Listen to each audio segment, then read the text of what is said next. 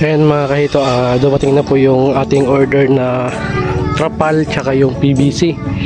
Yung unang nagawa po natin, kahoy lang po yung pinaka divider nya. Ngayon dumating yung ating 1/2 PVC. Ayan, ito po yung ilalagay po natin. Ipapakita ko po sa inyo yung mga ginagawa po natin dun sa kabila. At ito nga yung ginagawa po natin ngayon.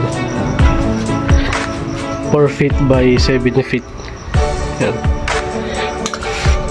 Puro PVC lang po yan. Tapos papakita ko sa inyo yung matatapos ko po.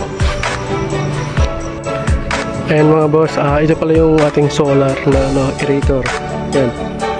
Tapos na po natin ikabit yung ating DIY na trapal fan.